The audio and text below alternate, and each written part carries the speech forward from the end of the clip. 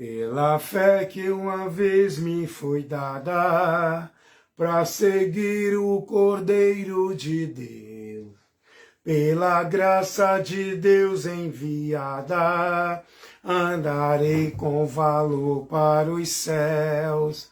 Quero andar de valor em valor e seguir a Jesus, meu Senhor, até que um dia receba no céu a coroa que me dará Deus.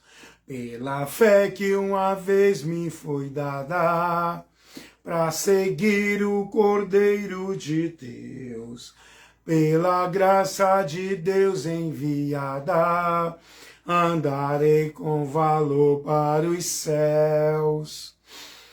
Glória a Deus. Bendito seja o Deus e Pai de nosso Senhor Jesus Cristo. Bendito seja o Deus e Pai de nosso Senhor Jesus Cristo.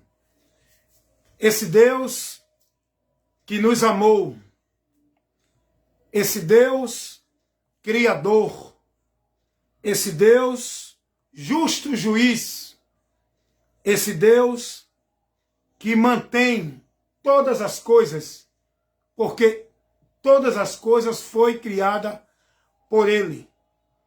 Esse Deus que criou o homem à sua imagem, conforme a sua semelhança.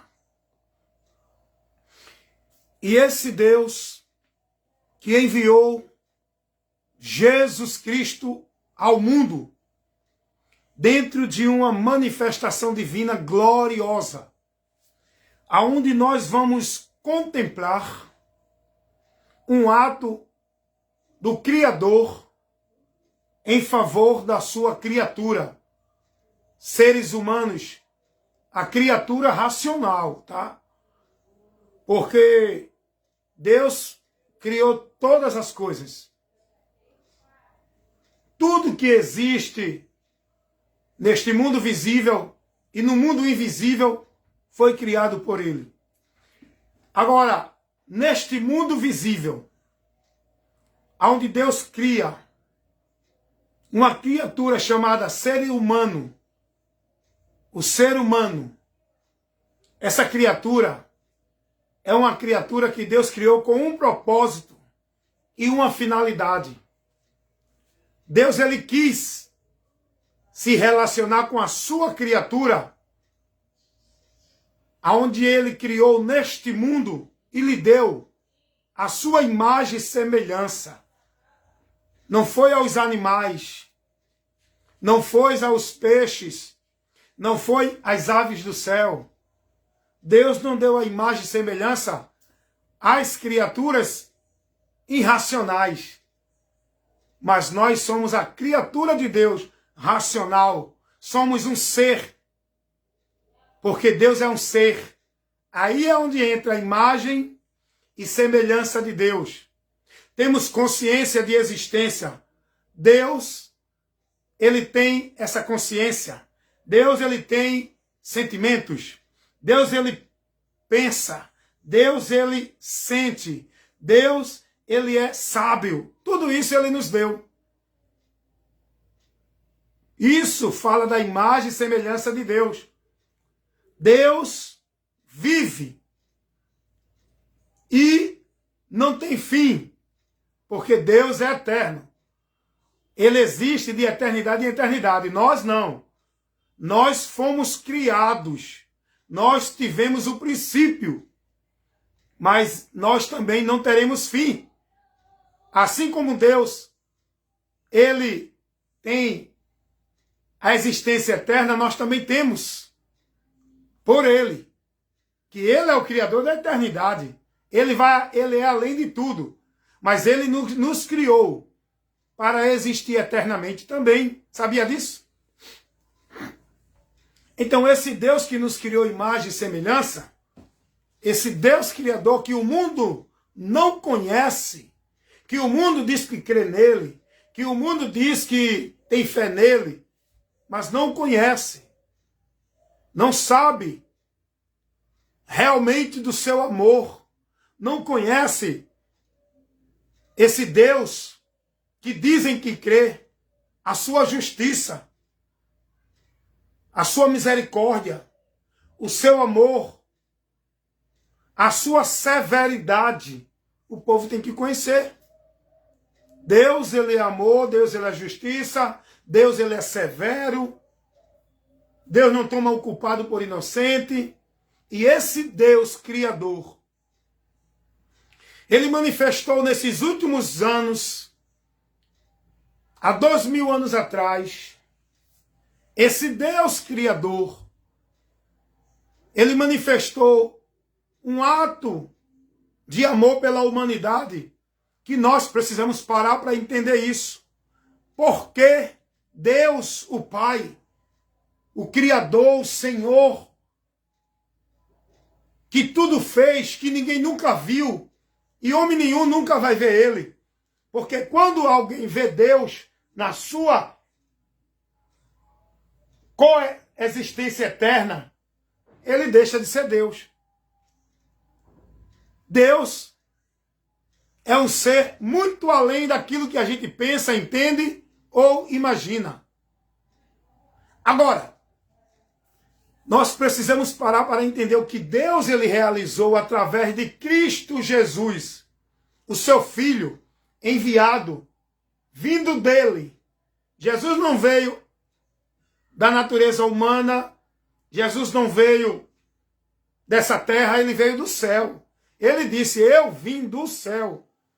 Ele se fez homem como homem entre nós, nascido da mesma forma, mas de uma forma gloriosa. Não dentro do princípio que nasce o homem, da semente humana.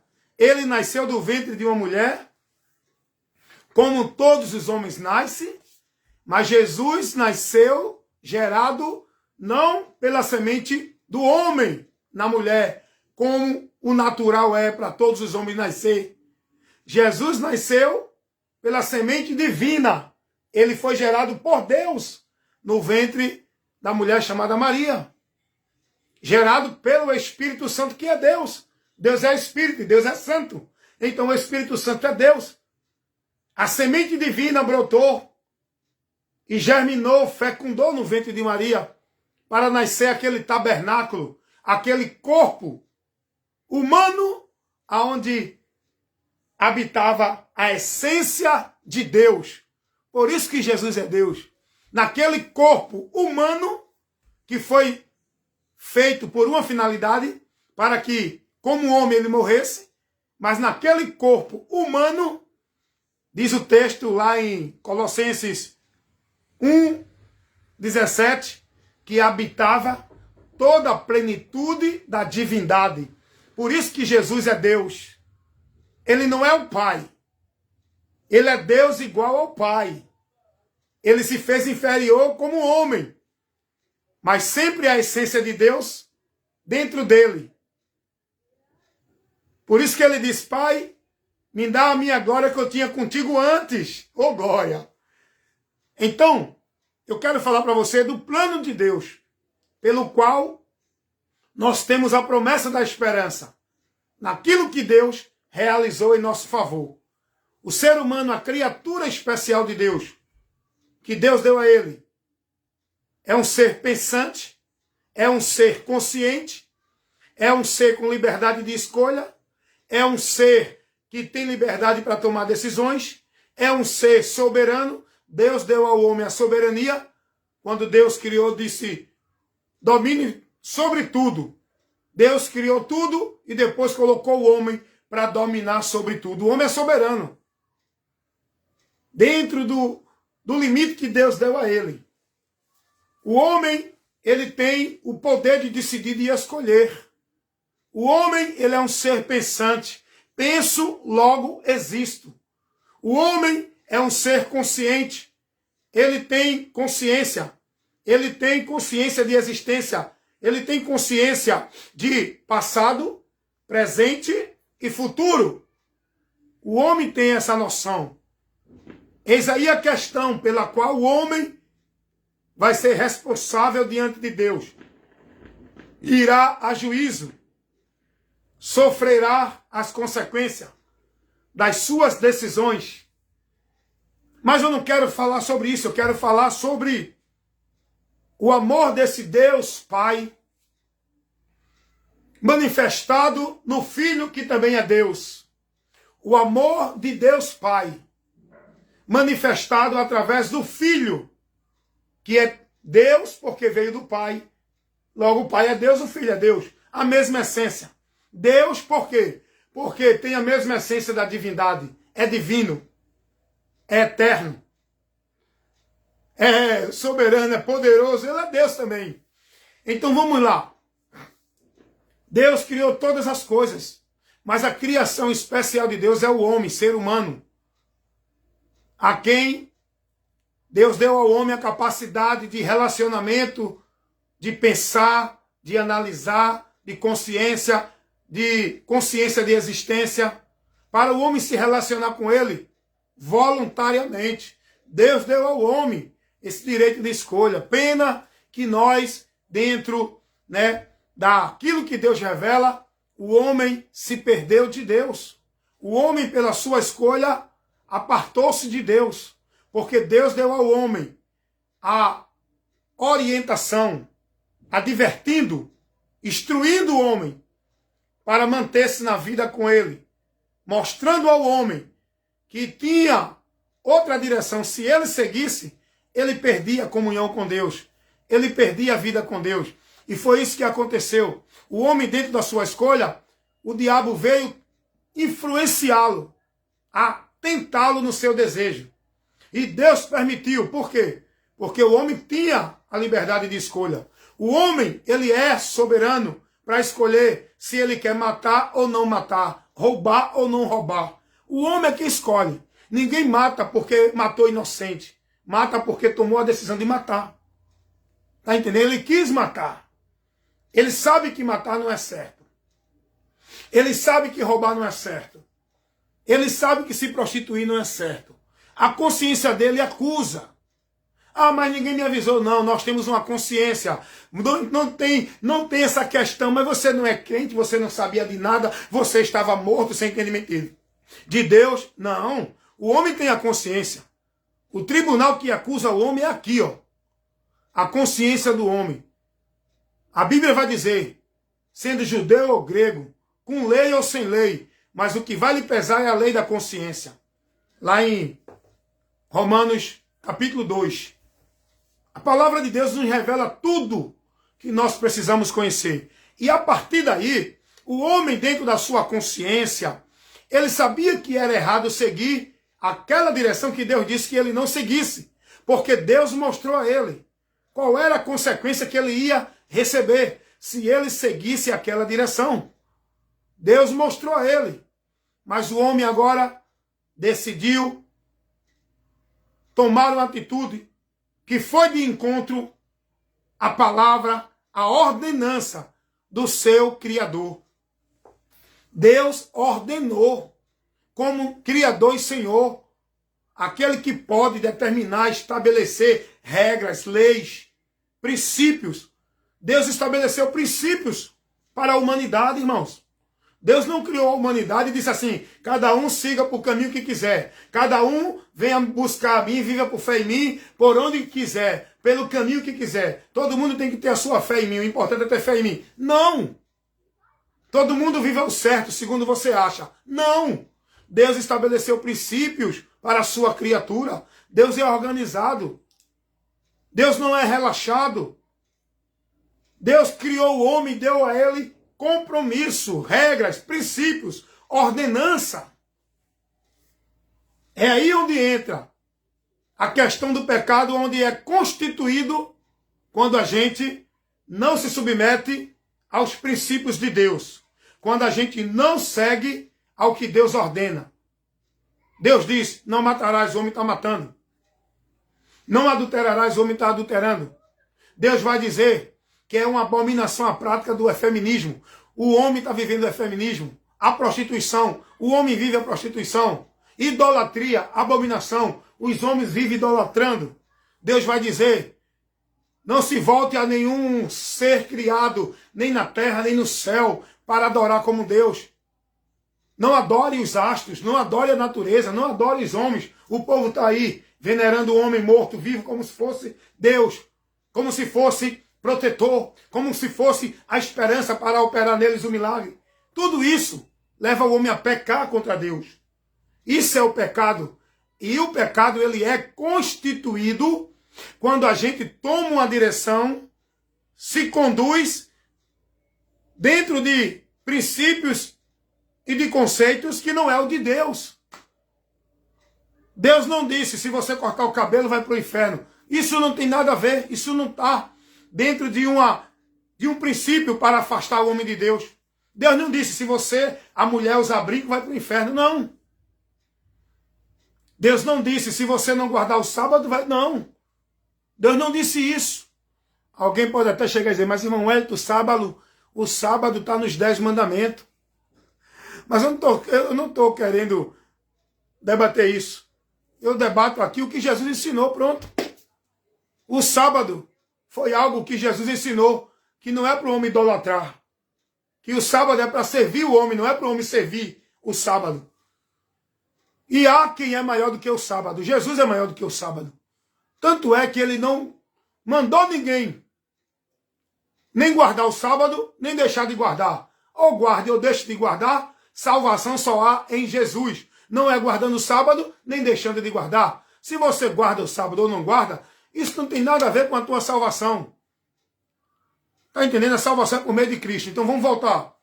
Então Deus, através de Cristo, ele manifesta a sua graça para a humanidade. Porque a humanidade, através de Adão, se perdeu de Deus. Deus criou o homem sua imagem e semelhança. E uma da imagem e semelhança do homem era o caráter. Isso não fala da imagem física. Quando diz a Bíblia que Deus criou o homem à imagem e a sua semelhança, não está falando da imagem física. Está falando da imagem espiritual, do caráter interior. Que Deus criou o ser humano.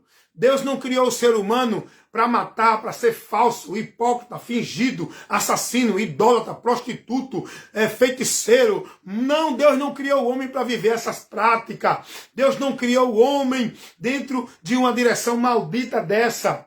Essa imagem que o homem tem hoje no seu caráter foi colocada pelo diabo. O diabo deturpou no homem o caráter de Deus.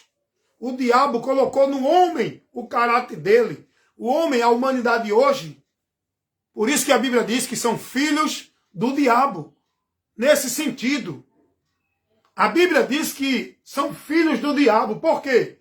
Porque vivem com o caráter de Satanás, pela direção de Satanás, pela influência do diabo, desprezando, resistindo a Deus.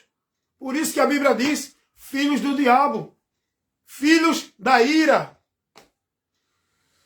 Mas não é esse o plano de Deus para o homem. O propósito de Deus vai se cumprir em Cristo, tá? Não é em qualquer canto, não. O propósito de Deus na vida do homem vai se cumprir através de Cristo, na vida daquele que crê em Cristo. Porque dentro da miséria que o homem entrou, aí agora entra Deus com a sua ação, com a sua misericórdia, com a sua graça, com a sua justiça, com o seu amor, através de Cristo, para socorrer o homem, que não merece, tá? O homem não merece.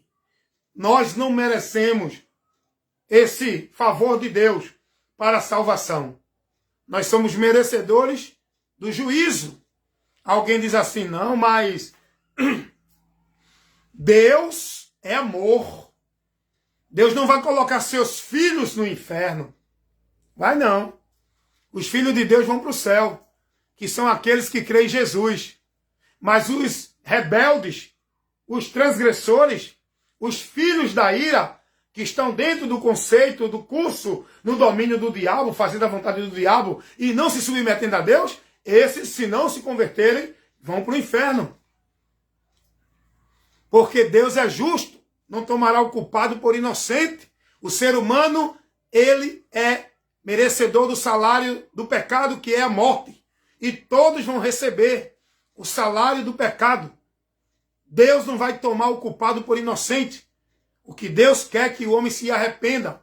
O que Deus quer é que o homem viva. O que Deus quer é que toda a humanidade se converta, se arrependa, para não sofrer o juízo dele, que ele adverte, que vai julgar sim, que todos já estão dentro desse tribunal julgado e sentenciado. O que Deus quer é que o homem se arrependa e viva essa vida através de Jesus, para viver para Deus novamente. Porque é aí que entra o amor de Deus, é aí que entra a misericórdia de Deus, é aí que entra o favor de Deus para a humanidade, toda a humanidade. Deus não faz acepção de pessoa. O amor de Deus é para toda a humanidade. Por que, irmão Wellington? É para toda a humanidade. Porque todos pecaram e afastados estão de Deus. E todos estão em juízo e em condenação. E Deus quer salvar a todos. Deus não tem desejo em nenhum. Deus não tem desejo em nenhuma alma ir para o inferno. Deus não tem desejo que nenhuma alma vá para o inferno. Não. Ah, mas meu pastor lá na minha igreja disse que Deus já escolheu um para o céu e outro para o inferno. Que só vai para o céu os escolhidos. Esse teu pastor é mentiroso, é filho do diabo. Porque isso não é a doutrina de Cristo. Em canto nenhum tem isso escrito na palavra. Em canto nenhum Jesus ensinou isso. O que Deus quer é salvar toda a humanidade. Primeira carta de Paulo a Timóteo, capítulo 2, versículos 4. Deus quer que todos os homens se salvem e venham ao conhecimento da verdade. Essa verdade é Cristo. O que Deus quer é que todos os homens conheçam a Cristo para se salvar. A palavra de Deus vai dizer que há alegria no céu quando um pecador se arrepende. Deus não tem prazer que ninguém vá para o inferno como a gente tem. A gente que tem o prazer daquele ir para o inferno, né? Ah, miserável, vai para o inferno. Deus não diz isso de ninguém, irmão. O que Deus diz é que se o homem não se converter, o que Deus quer é que o homem se converta, a gente não. Fez o mal, vai para o inferno, miserável. A gente acusa e se condena a nós mesmos. Porque a gente não tem misericórdia, Deus tem.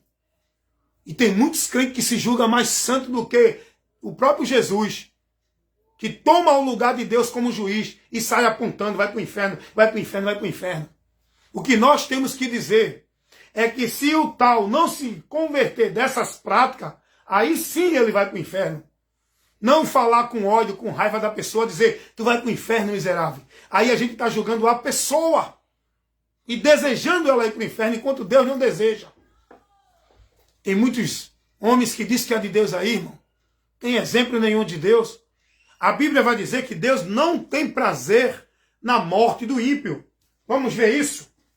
Lá em Ezequiel. Vamos ver o que diz aqui.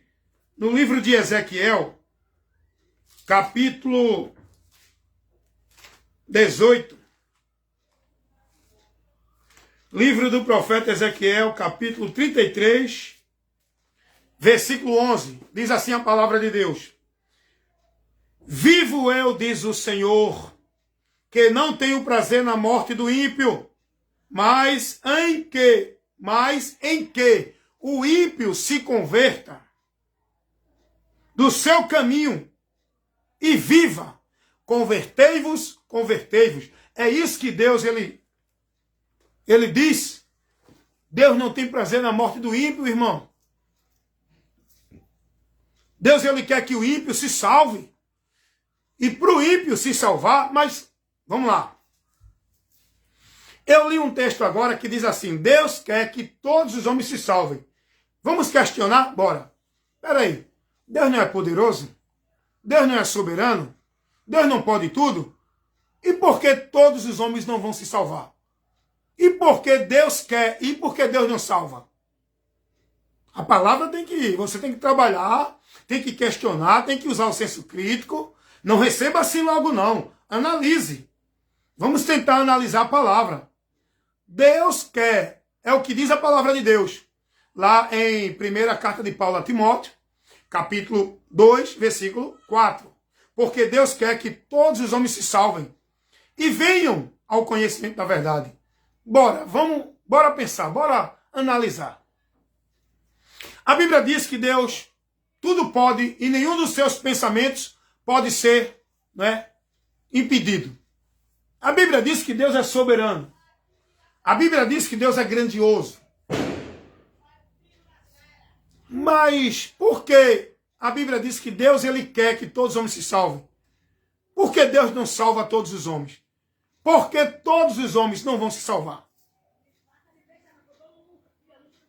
Eis aí onde a gente tem que aprender de Deus. Eis aí onde entra a responsabilidade humana.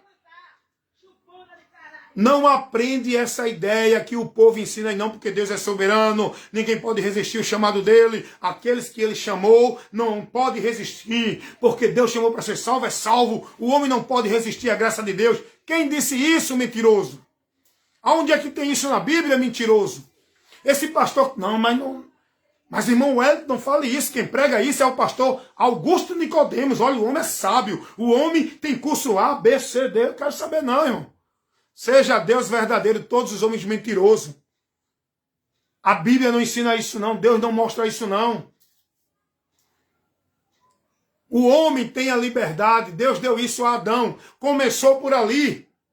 Adão tinha a liberdade de escolher se continuava obedecendo a palavra de Deus para ter vida com Deus, ou seguir a direção contrária do que Deus advertiu a ele não seguir e perderia a vida com Deus.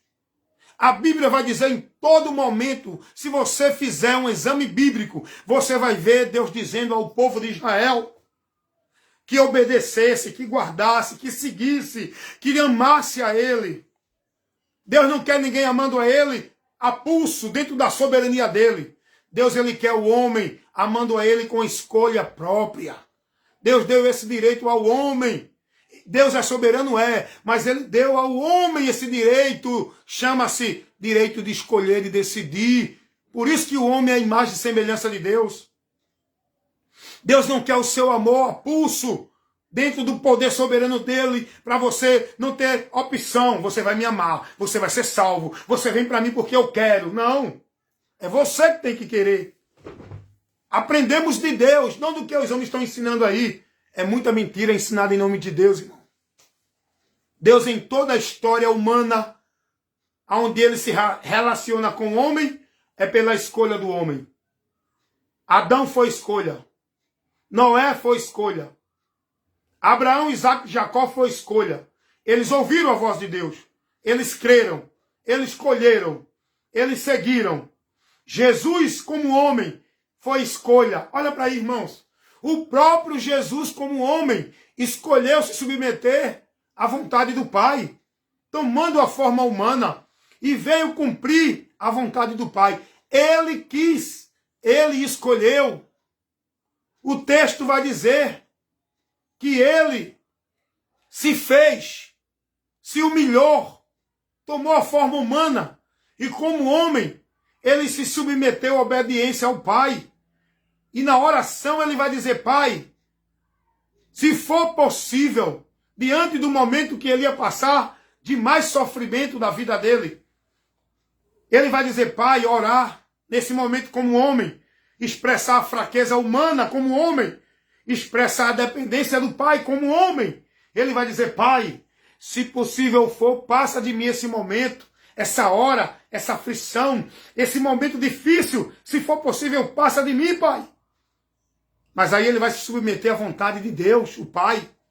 Ele vai dizer: todavia não seja feita a minha vontade, mas a tua. Eu escolho a tua vontade. É escolha, irmão, não é determinismo de Deus. Aprendamos isso, irmão. Então toda a vida com Deus é dependendo da escolha do homem, obedecer a palavra dele, se submeter a Deus pela palavra. E o homem não tomou essa atitude. O homem caiu da presença de Deus. O homem resolveu andar pelo seu próprio caminho, guiado pelo desejo do seu coração malvado, perdido do caráter de Deus, aonde o diabo contaminou o homem. Isso é o pecado. O homem, nós estamos com a alma contaminada o corpo, todo o ser. Mas tem uma coisa. Nós que estamos em Cristo, já fomos ressuscitados no Espírito, nossa alma já foi purificada, livre da condenação do pecado. Nós estamos no corpo corrupto ainda, mas o nosso espírito, nossa alma, já foi revivificado, avivado, ressuscitado com Cristo. Nós já estamos purificados do pecado na alma. Nós estamos ainda na corrupção, vivendo num corpo ainda, que está ainda dentro da maldição do pecado. E é por isso que temos que perseverar na fé até o fim, para receber a redenção do corpo, que é a purificação do corpo. Um corpo glorificado. Aí sim, completa o ser. Corpo, alma e espírito. O ser só é completo com o corpo. E é por isso que os irmãos que morreram ainda não estão completos. Suas almas estão em descanso, aguardando o dia da ressurreição do corpo. Os que morreram vão receber os corpos glorificados, não mais na forma corrupta, mas o corpo glorificado. E nós que estivermos vivos, vamos subir ao encontro do Senhor nos ares, depois da transformação desse corpo corrupto, mortal, que perece. Vamos ser transformados para receber também um corpo glorificado. Você precisa aprender sobre isso. É muito maravilhoso a gente ser instruído sobre essa verdade. Isso é verdade espiritual, que é muito difícil de se ouvir, porque a maioria do povo que está aí vivendo, está vivendo dentro das coisas deste mundo. Não tem nenhum entendimento das coisas futuras, das coisas que estão guardadas para nós lá nos céus. Que Deus nos preparou por amor, não por merecimento. E agora eu quero mostrar a manifestação do amor desse Deus Criador. Como eu li o texto aqui lá no começo, que Pedro vai dizer: bendito Deus e Pai de nosso Senhor Jesus Cristo. Esse Deus e Pai bendito, porque Ele proporcionou o bem para nós, que merecíamos e merecemos o mal. Mas o bem de Deus para nós é através de Jesus. Lembrando e observando que os que estão sem Cristo continuam na maldição, no mal de Deus. Vão receber o mal de Deus, os que continuam sem Cristo. Porque o bem de Deus é para toda a humanidade que crê em Jesus. E aí a gente vai voltar, como eu estava dizendo. Mas se Deus quer que todos os homens se salvem, e por que todos não vão se salvar? Sabe por quê? Porque salvação é por crer, não é por determinação de Deus, não é por decreto incondicional, não é por determinação soberana de Deus. Você vai ser salvo e acabou-se. Salvação é para quem crer. É o que Jesus ensinou. Não fique preso no que ensina os homens não, tá? Você tem que ser discípulo de Cristo, aprender de Cristo e seguir a Cristo e ter a sua fé em Cristo, para que você prevaleça. Jesus vai dizer: ide pregar o evangelho a toda criatura. Tem que ser pregado a todos os homens. Todos têm a oportunidade de ouvir do amor de Deus. Agora, quem crer será salvo. O evangelho é o poder de Deus para salvar todos, independente, grego, judeu, gentil. O evangelho de Cristo é o poder de Deus para a salvação de todo aquele que crê. É preciso crer para ser salvo. Jesus disse isso lá em Marcos 15, 16, 15, aliás. Paulo pregou isso também, lá em Romanos capítulo 1, versículo 16. Meus amados irmãos, eis aí a manifestação do amor de Deus. Através da mensagem do evangelho, vamos entender, vamos ser informados, vamos conhecer esse amor de Deus que nos convida a receber dele o que nós não merecemos. Salvação, a graça de Deus, que é mediante a fé. E essa fé vem pelo ouvir a pregação do evangelho, para que todo aquele que crê seja salvo. Olha, meu irmão, o plano de salvação de Deus. Olha o que Deus não poderia salvar o homem na sua soberania. Por que Deus não faz isso? Porque como o homem escolheu pecar e se afastou de Deus, entrando em condenação por vontade própria, o homem também, ele tem que escolher o caminho da vida para se salvar e voltar à vida com Deus pela vontade própria, pela escolha do homem. É o homem que escolhe, não é Deus que escolhe. Salvação não é questão de escolha de Deus. Céu ou inferno não é questão de determinismo de Deus. Quem vai para o céu, quem vai para o inferno. Céu ou inferno é questão de crer e obedecer. Quem crê e obedece, vai para o céu. Quem não crê e não obedece, vai para o inferno. É o que a palavra diz. Se você pegar a palavra de Deus lá em 2 Tessalonicenses, no capítulo 2, no versículo 10 ao 12, assim está escrito: porque Deus permitirá a operação do erro, para que creiam na mentira todos os que não creram na verdade para se salvar. Antes tiveram prazer na iniquidade. Por isso que serão julgados todos os que não creram na verdade para se salvar. Por isso serão condenados. Não é porque Deus quis. O próprio Jesus vai dizer isso lá em João 3,18. Quem crê nele não é condenado. Mas quem não crê já está condenado. Por quê? Porque Jesus vai dizer: eu vim salvar, irmão. Jesus veio salvar. Se você não crê nele, como é que você vai ser salvo? Se ele é o Salvador, se ele que veio salvar, Lucas 19:10, Jesus vai dizer: eu vim salvar e buscar. E essa salvação veio de nós através de Jesus, enviada pelo Pai. Essa salvação veio do céu. A salvação não é da terra, de meio nenhum da terra. A salvação não vem de igreja, não vem de obra, não vem de caridade, não vem de religião, não vem de guardar isso ou guardar aquilo. A salvação veio do céu para nós. A salvação, ela vem para nós de graça. Pela graça sois salvos, mediante o quê? A fé. E essa fé em Jesus, não é em obra de religião de igreja. Você precisa ser salvo. Não é você que se salva pelos seus méritos. Você precisa ser salvo. Mas, irmão Wellington, como eu posso ser salvo? Através do Salvador. Mas, irmão Wellington, quem é o Salvador? Jesus Cristo, o Filho de Deus, que ele enviou para isso.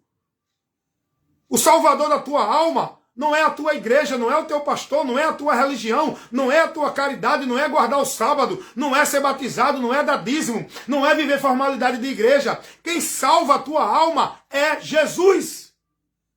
E nós temos que viver uma vida de gratidão a Deus, vivendo por fé em Jesus, sabendo a importância de Cristo, o que ele fez em nossas vidas, o que ele se submeteu por nós. Jesus tomou o nosso lugar. A salvação não é uma coisa qualquer. Deus não disse: você vai ser salvo e acabou. Pronto, não passe de mágica. Deus não é mágico. Deus é Deus soberano. Deus é Deus de razão. Deus é Deus inteligente. As coisas de Deus não é fábula, não é fantasia, não é ficção.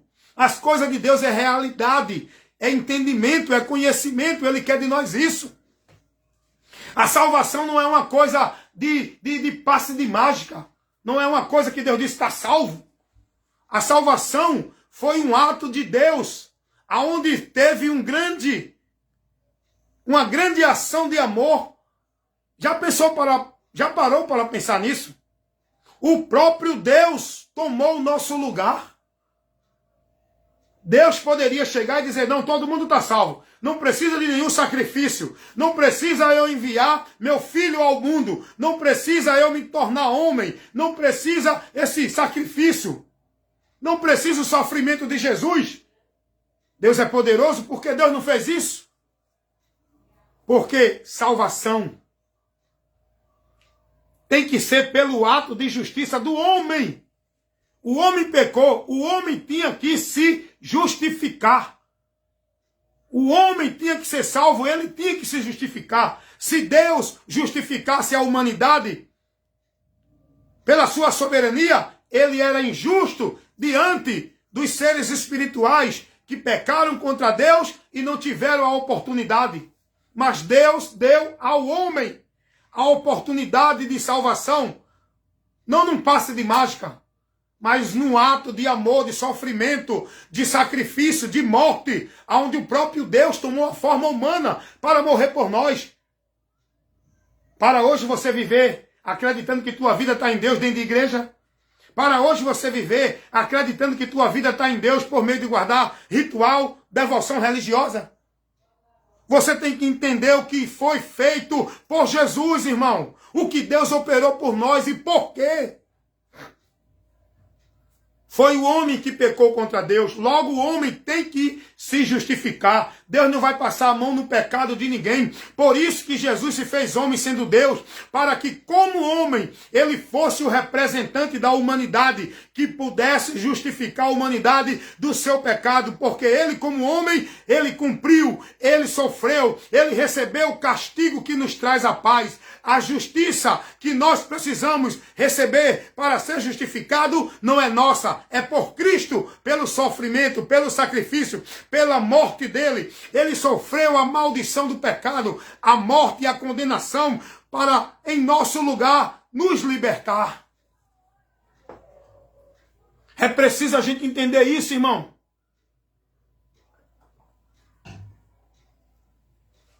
Salvação não é uma coisa qualquer. Salvação não é você dizer, estou dentro da igreja, já sou crente, estou vivendo a religião, sou salvo. Não. Salvação é você entender o que Jesus fez por você, entender o valor, a importância, a necessidade de crermos em Jesus e se submeter a Ele como o Senhor da nossa vida, para que possamos estar servindo a Deus. Ninguém serve a Deus dentro de igreja, de religião. Nós servimos a Deus. Nós estamos em Deus. Nós estamos na promessa de Deus, é em Jesus.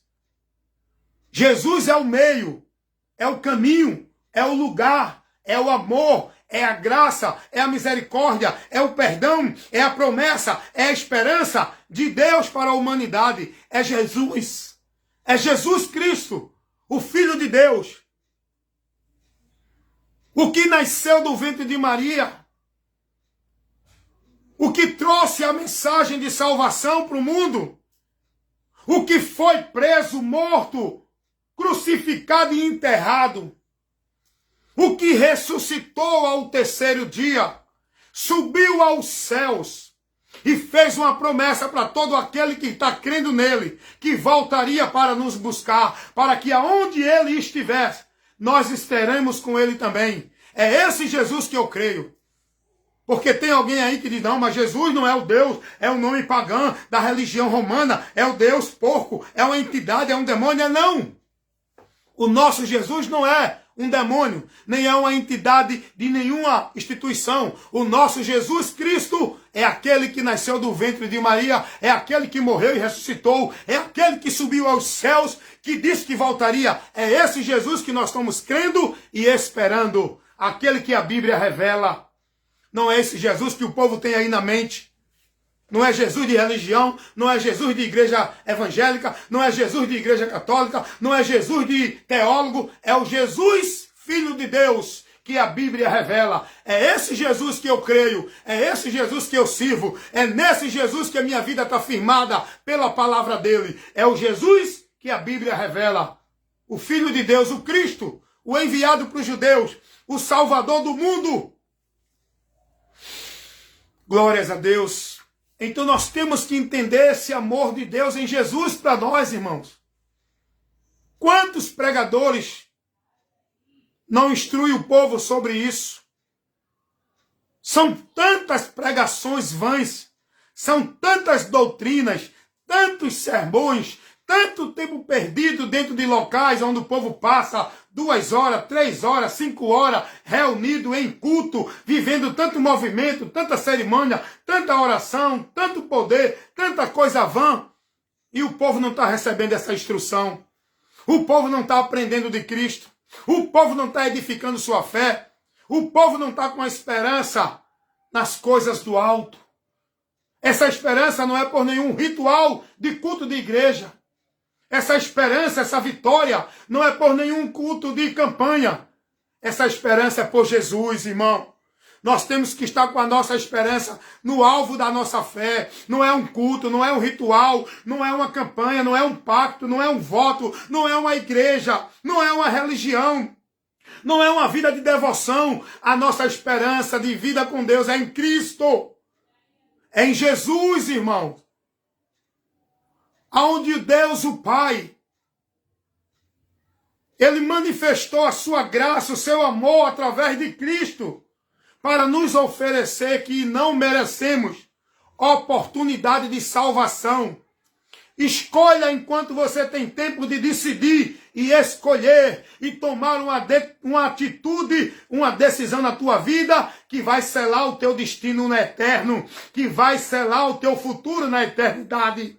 Tome a decisão hoje. Amanhã você pode procurar tomar e já vai ser muito tarde. Você pode hoje não ter o amanhã. Aproveite o tempo que se chama hoje para aceitar a salvação que Deus oferece gratuitamente para a alma de todo ser humano. A Bíblia vai dizer que Deus, Ele quer que todos os homens se salvem. E por que Deus não salva? Ele é soberano? Porque é o homem que tem que escolher. O homem escolheu o caminho do inferno. Agora é o homem que tem que escolher o caminho do céu. Escolheu, agora tem que andar nesse caminho até o fim. Não é dizer que eu já estou no céu e vou, não. Escolheu o caminho do céu, agora tem que andar nesse caminho do céu até o fim. E esse caminho é estreito. Esse caminho é de renúncia. Esse caminho não é o caminho satisfatório do homem, onde o homem busca agradar, buscar o que agrada a ele. Esse caminho é estreito, porque nós temos que andar buscando e aprovando, agradando aquilo que... aprovando aquilo que agrada a Deus. Negando-se, renunciando, se despojando de entendimento, de atitude, de emoção, de reação interior, de sentimentos, de comportamentos, de alegria, de busca, de satisfação, que não está dentro da vontade de Deus. Nós temos que negar, renunciar, viver por fé, é viver na palavra, pela palavra, submisso à palavra, guiado à palavra, conduzido na palavra, na esperança da palavra, nos princípios da palavra, na verdade que a palavra revela. Viver por fé em Deus é isso. Aproveite o amor de Deus, que está ainda oferecido a todos, porque depois não haverá mais esse amor. Haverá o juízo. E o juízo será sem misericórdia. Para aqueles que não receberam a misericórdia, enquanto tiveram tempo para se salvarem. É o que a Bíblia revela, amigo. Se você quer viver enganado na tua fantasia e fábula, que ensina a tua igreja, a tua religião, pelo teu líder, teu pastor, teu papa ou teu padre, continua na mentira. Mas se você quiser uma vida verdadeira com Deus, para uma esperança viva no céu, creia na verdade, seja liberto e ande por ela, sem desviar, nem para a direita nem para a esquerda, mas sendo prudente, cuidando de ti e da doutrina, para que fazendo isso, te salvarás. Te salvarás. Conduz a tua alma na salvação. Olha o que o apóstolo Pedro vai dizer. Carta do apóstolo Pedro. Primeira carta do apóstolo Pedro, capítulo 1. Eu acho maravilhoso quando eu começo a aprender de Deus, a buscar de Deus, dentro daquilo que a palavra me ensina. Minha alma se regozija. Eu fico cada dia mais fortalecido. Eu me afasto mais das trevas, do engano, da mentira, da vida cega de Deus. E eu me firmo mais, cada dia no Senhor, quando eu me alimento da palavra. Olha o que a palavra de Deus vai dizer na primeira carta do apóstolo Pedro. Me acompanha nessa leitura aqui. Recebe aqui o alimento para a tua alma, para regozijar a tua vida, para te fortalecer no Senhor, na esperança da fé. Olha o que diz aqui a palavra de Deus. Primeira carta do apóstolo Pedro, capítulo 1, versículo 3, até o versículo 9. Eu vou ler do capítulo 1, eu vou ler do versículo 3 ao versículo 9, aliás. Primeira carta do apóstolo Pedro, capítulo 1, do versículo 3 até o 9. Me acompanha na leitura e já vai recebendo a graça de Deus para alegrar e fortalecer tua alma aí. Olha o que Pedro aqui vai revelar, advertir aos irmãos. Aprenda uma coisa. As cartas apostólicas eram o ensino para as igrejas. Era a doutrina para as igrejas. Era correção para as igrejas. Exortação para a igreja. É isso que nós precisamos hoje. Não é disso que o povo está recebendo hoje dentro desses púlpitos de igreja. Esses movimentos, esses sermões, essas pregações, essas doutrinas que não edificam a tua vida. Nós precisamos disso aqui, ó. Olha o que Pedro vai dizer. 1 Pedro, capítulo 1, versículo 3 ao 9. Deixa eu tomar um pouquinho de água aqui para poder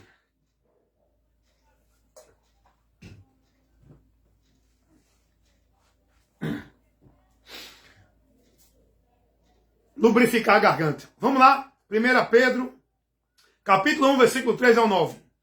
Bendito Deus e Pai de nosso Senhor Jesus Cristo, que, segundo a sua grande misericórdia, nos gerou de novo para uma viva esperança pela ressurreição de Jesus Cristo dentre os mortos. Versículo 4. Para uma herança incorruptível, incontaminável, que não se pode acabar, guardada nos céus, para vós. Aonde é que está essa esperança? Está guardada aonde? Aqui na terra? A nossa esperança está guardada no céu. Olha o que ele vai dizer no versículo 5. Que mediante a fé, tem que ser por fé, viu, irmão? Mediante a fé. A fé é o crer em Jesus, é o se converter, é o se conduzir, é o se entregar a Cristo. É o crer, é o confiar em Jesus. Em tudo aquilo que ele ensina, promete, fez e nos garante. Isso é a fé. Não é confiar em nenhuma outra coisa. Que mediante a fé estás guardado na virtude de Deus para a salvação, já preste a se revelar no último tempo. Essa salvação ainda vai se revelar. Essa salvação, nós já temos a esperança dela. Nós já estamos na promessa dela. Mas ainda não se revelou. Ainda estamos aqui neste mundo. Ainda estamos aqui nesse corpo. Ainda estamos aqui na vida terminável. Na vida temporal. Na vida efêmera. Mas vamos para a vida eterna. A salvação vai se dar. Vamos receber um corpo glorioso. Ainda não aconteceu. E Pedro está dizendo aqui, nesta salvação que está prestes a se revelar no último tempo, em que vós grandemente se alegrem, ainda que importa que seja necessário que esteja por um pouco de tempo, passando dificuldade, tentações, tendo aflições, suportem, mas se alegre na esperança. Ele vai dizer, esse momento é para provar sua fé. Versículo 7. Para que a prova da vossa fé, muito mais preciosa do que o ouro que perece e é provado pelo fogo, se ache em louvor e honra e glória na revelação de Jesus Cristo. Que pela tua fé, tu seja glorificado. Quando Jesus vier na sua revelação, oh glória, aleluia, esse momento glorioso que vamos ter, conserve a fé, mantenha a fé, esteja firme na fé, porque só vai alcançar esta grande salvação quem perseverar até o fim é quem será salvo. E olha o que Pedro vai dizer aqui, na sua primeira carta, capítulo 1, versículo, eu estou lendo do 3 ao 9. Eu vou ler o versículo 8 e o 9. Escute o que Pedro vai dizer. Ao qual, não vendo, visto, Não havendo visto, amais. A gente não viu Jesus. Amamos a Jesus. A gente não viu Jesus. Esperamos em Jesus. A gente não viu Jesus, mas estamos crendo nele. Por fé. Por aquilo que a palavra revela. Não é por aquilo que os homens dizem. Nós estamos crendo, amando, esperando a Jesus pela palavra dele. Olha o que diz. No qual, o vendo agora, não vendo ele agora, mas crendo com alegria, com gozo inefável e glorioso. Eu não vejo ele, eu não estou aqui vendo ele, mas eu creio nele, eu espero ele, eu tenho fé nele, eu tenho a confiança, a segurança nele, e isto, gozo, a alegria que está em mim, pelo Espírito Santo que me guarda, que me dá certeza, a segurança, a convicção de que ele está me guardando, que eu estou indo para ele e que ele vem, aleluias. Mas eu tenho que viver tudo isso por fé. Que é na palavra, viu, gente? É na palavra. É se conduzindo na palavra. É guardando a palavra. É se submetendo, não a homem dentro da igreja, é a palavra. A palavra de Cristo. A palavra de Cristo. Olha o que Pedro vai dizer no versículo 9. Vem cá comigo ler. Depois de tudo isso que Pedro fala, aí Pedro vai dizer: alcançando o fim da vossa fé. Sua fé tem que ir até o final. Tem um final a fé. E a recompensa vem no final. Porém, o fim será melhor do que o começo. O começo, o meio até o fim, é muita luta, é muita dificuldade, é muita aflição, é muita tribulação, é muita dificuldade em todos os lados. Mas se alegre porque o fim está chegando. Mantenha-se firme e fiel, guardando a sua fé até o fim. Mas, irmão Wellington, para que isso? Para que isso aconteça aqui, que Pedro vai dizer na sua primeira carta, capítulo 1, versículo 9. Alcançando o fim da vossa fé, a salvação das almas. Meu irmão, você tem que se conduzir por aqui, ó. Tem muita gente com a mente cauterizada, com o entendimento formado, dentro do que os homens ensinam, dentro da doutrina de suas igrejas, dentro do que seus líderes determinam.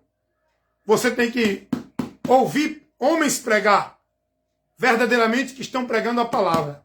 Você tem que ser prudente e buscar conhecer a palavra. Você tem que estar firmado no que está aqui, ó.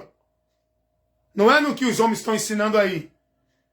Não é dentro da tua formalidade religiosa. É dentro da palavra de Cristo.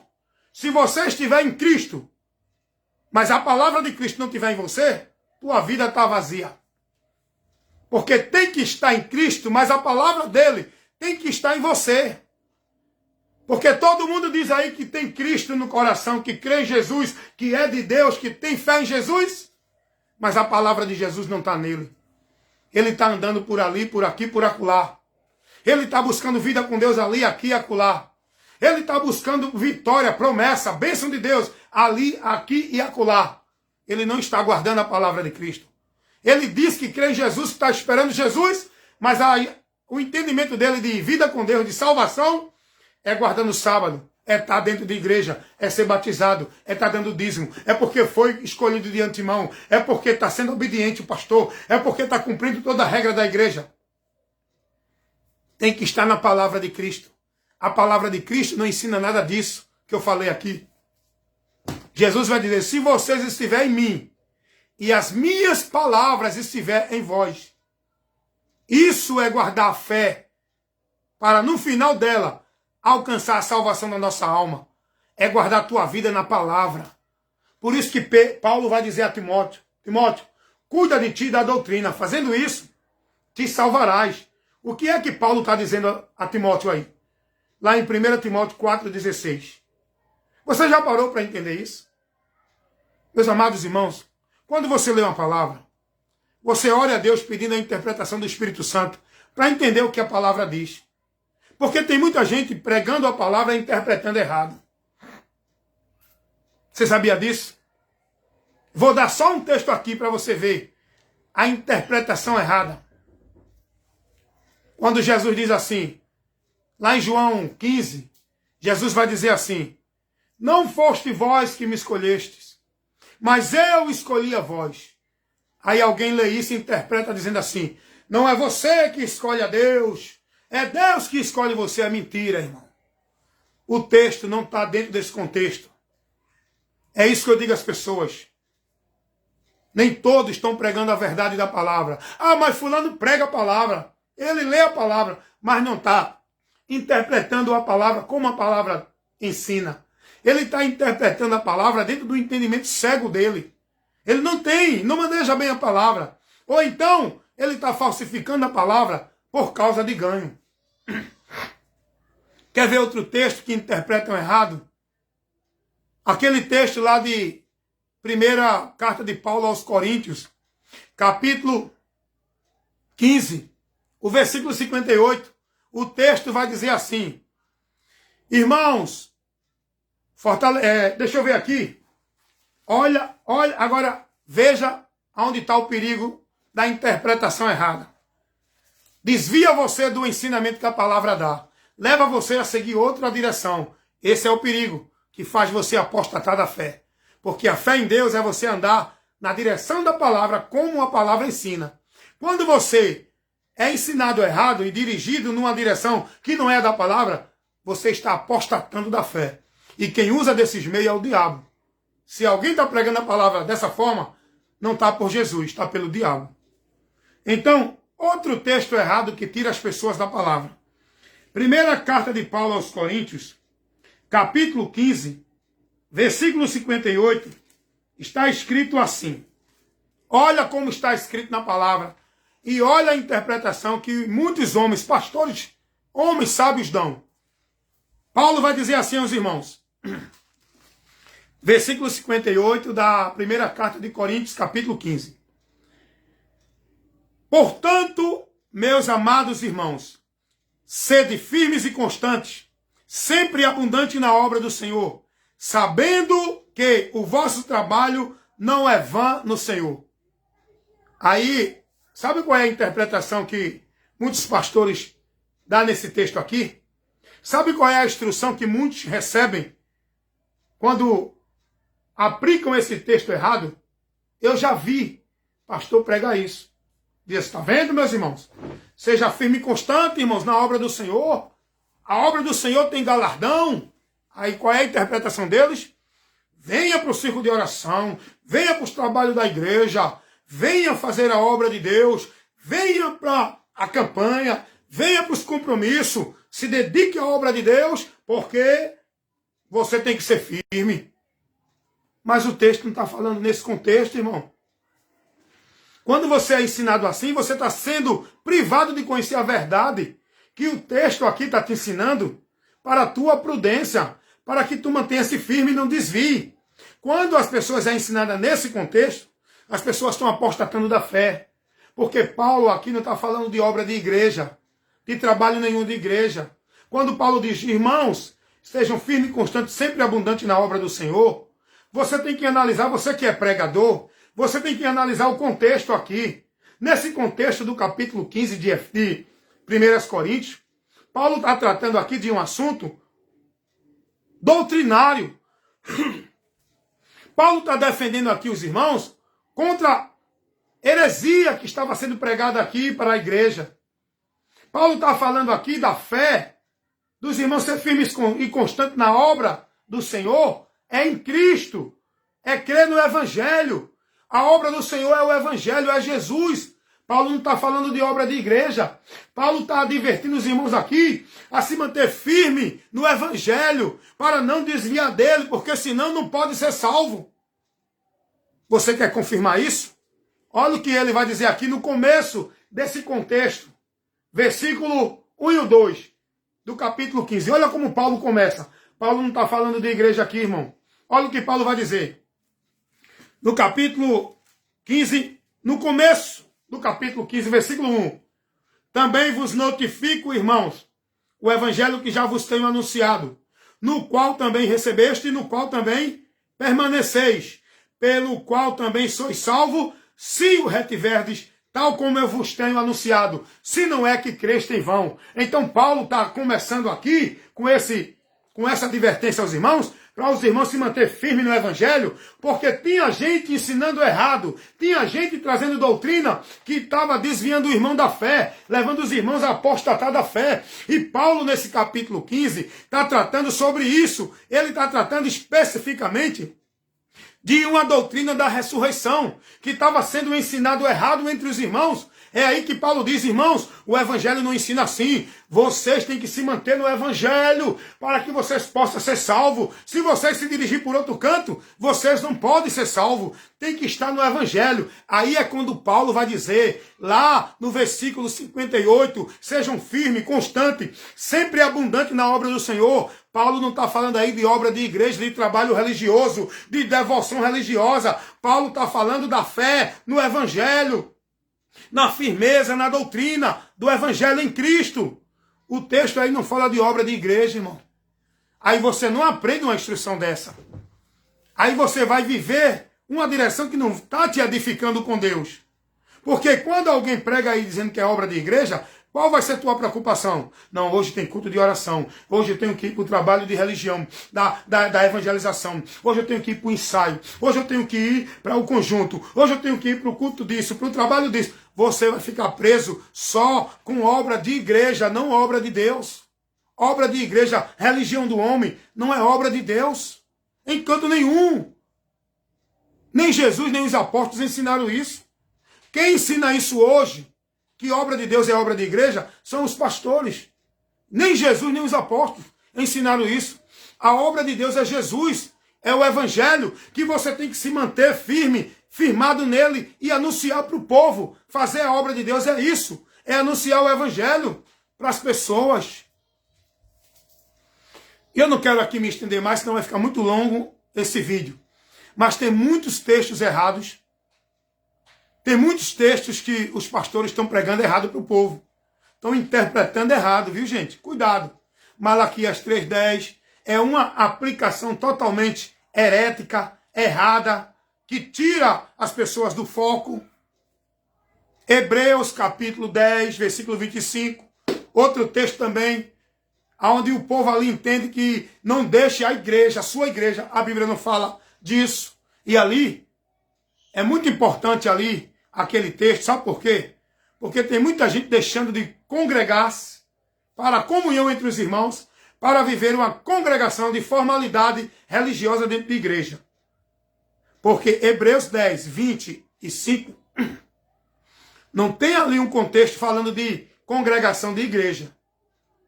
Você pode congregar em qualquer lugar, pode sim congregar na igreja.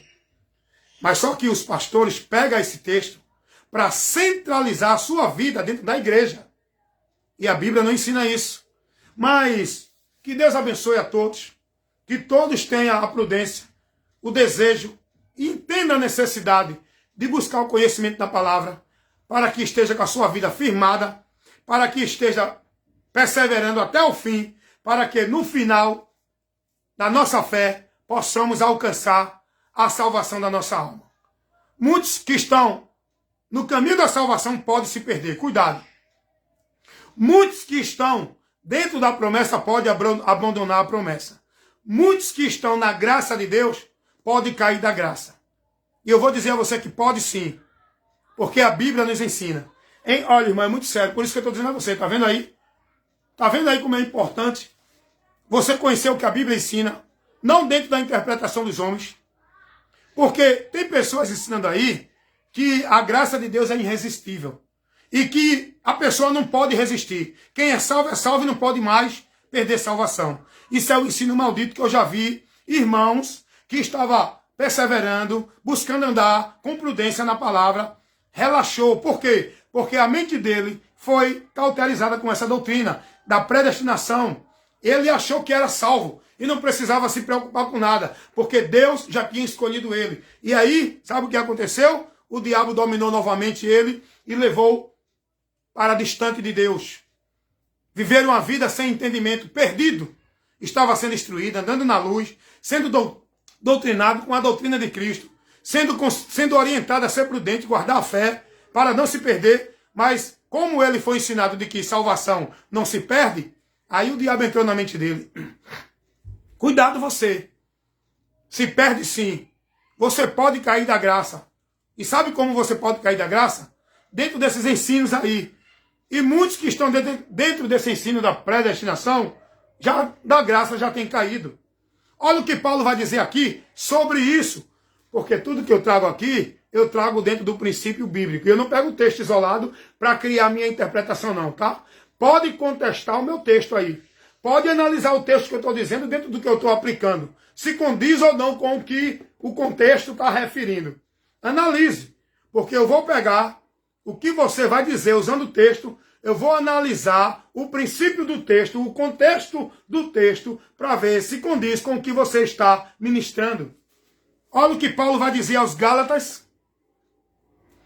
Carta do apóstolo Paulo aos Gálatas.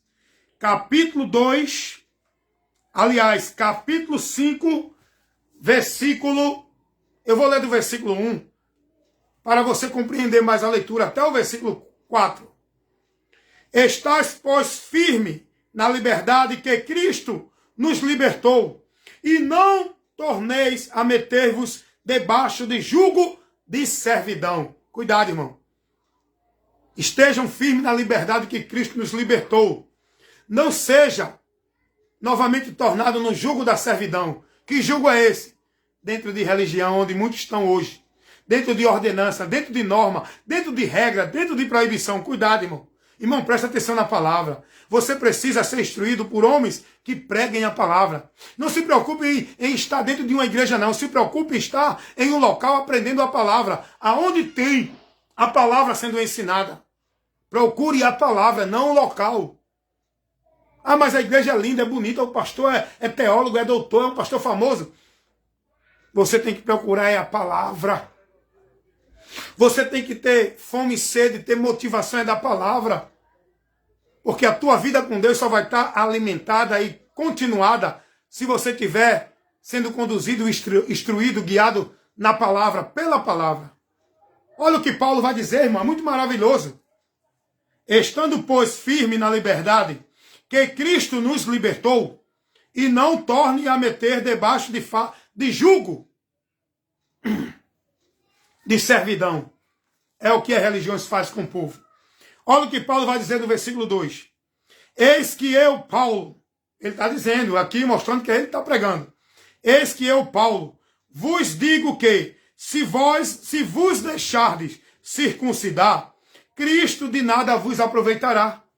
Não adianta de nada Jesus para vocês. Se vocês acham que tem que guardar o sábado, para que serve Jesus? Se vocês acham que tem que ser batizado, para que serve Jesus? Se vocês acham que tem que estar cumprindo a devoção, a vida de igreja, para que serve Jesus? É o contexto aqui, é nesse sentido. Foi isso que estava acontecendo aqui. Os irmãos que estavam crendo em Jesus, estavam sendo ensinados por outro grupo de heréticos, trazendo para o povo, não é só crer em Jesus, não. Vocês têm que guardar a circuncisão. A circuncisão era o quê? Um ritual da lei, um cerimonial da lei, uma obrigação da lei, uma coisa que tinha que cumprir no exterior. Hoje não é assim dentro das igrejas. Não, você tem que ser salvo crendo em Jesus. Mas se você não for batizado, não é salvo. Se você não tiver guardando o sábado, cumprindo esse cerimonial, vivendo essa devoção, não é salvo. Se você não der o dízimo, se você não estiver na igreja, tem pastor pregando isso sim. Logo, meu irmão, de nada serve o sacrifício de Jesus para a tua vida. Se você acha que tem que buscar a Deus para encontrar a Deus, para receber bênção de Deus dentro de alguma igreja, dentro de algum culto, dentro de algum pacto, voto, campanha, logo de nada serve Jesus para a tua vida. Tua mente está cega ainda, andando dentro dessa servidão. Olha o que Paulo vai dizer aqui aos Gálatas. Isso serve para essa aplicação, sim. Eu posso aplicar isso aqui no contexto atual de hoje. Eu posso aplicar essa advertência para o contexto atual de hoje. Porque é contextual, está dentro do mesmo problema aqui. Olha o que Paulo continua dizendo. De novo protesto. Ele agora repete.